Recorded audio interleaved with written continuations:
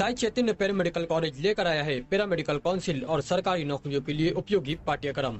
EMLT, radiology technician, health sanitary inspector में admission जारी है। हमारा पता याद रखें, Sai Chaitanya paramedical college, Ruby city scan के ऊपर, मोची कॉर्नर। हम इस्लामाबाद नगीना मस्जिद के पीछे रहते हैं।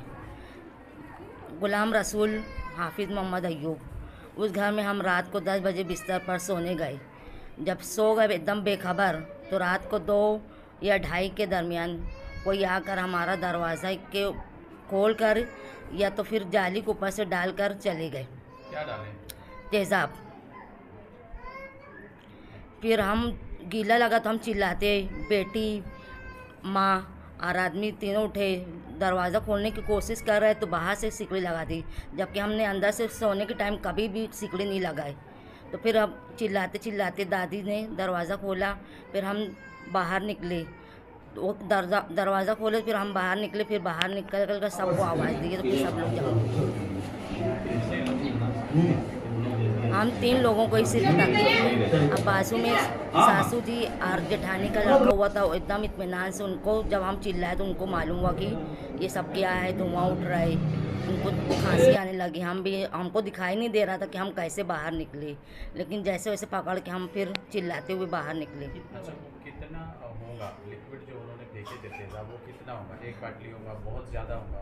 धुआं निकल रहा है, इसका मतलब ज़्यादा था क्या? हाँ, ज़्यादा हो सकता है। बच्ची पूरी भीगी हुई थी और आदमी भी, यानी पूरा सर, कमर और चेहरे पर गीला हुआ था। रोड पे निकलने के बाद धुआं निकल रहा था। हाँ, हम लोग जब बाहर निकले उसके बाद आपको अस्पताल में दाखिल किया गया। हाँ। तो अभी आप पुलिस से रब्ता कायम किए, पुलिस ने क्या बोला?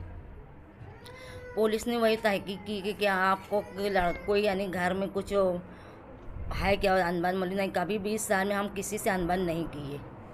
बोले लड़की से किसी का कॉलेज में या मदरसे में या गली मोहल्ले में किसी से अफेयर चल रहा है। बोले नहीं, कभी ये बात हमारे यहाँ हुई ही नहीं है। हम सुबह 8 बजे आते, 1 बजे आते, फिर हम नमाज़ पढ़ते, खाना खाते, जो सोते थे, फिर हम 4-5 बजे के करीब उठते हैं, फिर हमारा काम करते। आप लोगों को ऐसा लगता है क्या कि कोई ऐसा तुम्हारे साथ जानबूझ के किया है? नहीं, अभी हमको तो कभी ऐसे कोई तकलीफ नहीं हुई आने जाने में या कोई भी नहीं, लेकिन अब अभी कैसे हुआ ये हमको तो नहीं मालूम। किसी से झगड़ा हुआ आज? नहीं, किसी से नहीं हुआ हमारा। क्या नाम है आपका? नुसरत परवीन। रात को मैं 12 बजे आया, खाना खाया।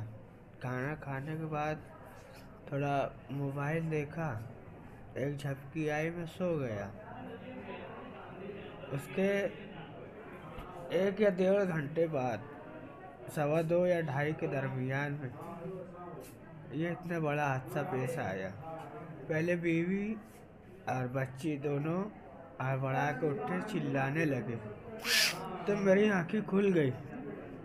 तो तीनों उठे तो घर में लाइट भी नहीं थी, वो बटन से ना वो लाइट बुझा दिया गया था, और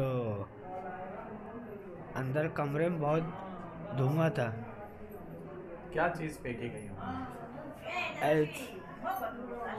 क्या एसिड बोले थे ना, एसिड फेंकी गई थी वो जाली में से, किचन के ऊपर से। कितने लोग थे आप? कितने लोग जख्मी हुए? हम 3 लोग जख्मी हुए। माँ बच गई और भतीजा भी बच गया। क्या नाम है आपका? मोहम्मद लुकमान गुलाम रसूल। कहाँ रहते हो? नगीना मस्जिद, इस्लामाबाद, बांडे की टाकी। तो आपको क्या लग रहा है, ये किसी ने कुछ रंजिश है या फिर क्या? मैं तो वही परेशान हूँ कि मेरा किसी से झगड़ा नहीं है। जहाँ लूम चलाता हूँ कारखाने में, वहाँ भी मुझसे किसी का कोई ऐसा मसला नहीं है, मगर ये कौन किया है मुझे भी नहीं पता है।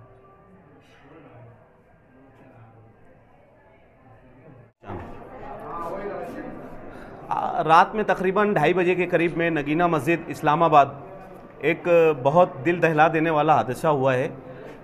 एक मकान के अंदर मियाँ बीवी और उनके साथ उनकी बच्ची, तकरीबन जिसकी उम्र 20 से 22 साल के आसपास है, कॉलेज वगैरह बच्ची पढ़ा करती थी और 2 महीने के बाद उसकी शादी थी, ऐसा उनके घर वालों का बोलना था। रात में 2:30 बजे के करीब में उसके चेहरे के ऊपर किचन के ऊपर एक खिड़की थी, खिड़की के ऊपर से किसी ने एसिड वगैरह फेंक के उन लोगों को बुरी तरीके से ज़ख्मी कर दिया, जिसमें सबसे ज़्यादा अगर ये हादसे में अगर ज़ख्मी हुई है तो उनकी बच्ची, उसका पूरा चेहरा ख़राब हो चुका है, दोनों आँख से उसको धुंधला दिखाई दे रहा है, और उसके वालिद साहब उसके बाद ज़्यादा ज़ख्मी हुए हैं। ये हादसा मालेगांव शहर में मैं समझता हूँ कि शायद पहली मर्तबा पेश आया है। आज तक हम लोगों को ऐसा हादसा दिखने में नहीं मिला।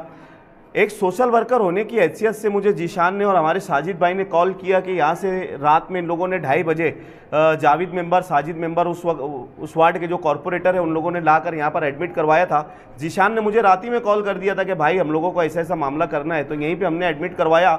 लेकिन यहाँ के डॉक्टरों ने उनको रेफ़र लिख कर दे दिया है कि यार इनको धूलिया लेकर जाना पड़ेगा, उनकी आँख बहुत बुरी तरीके से बच्ची की डैमेज हो चुकी है, और उसके वालिद साहब का भी मतलब ज़्यादा मामला है, तो ये दोनों को धूलिया ले जाकर कोई हाई सेंटर में बताना पड़ेगा।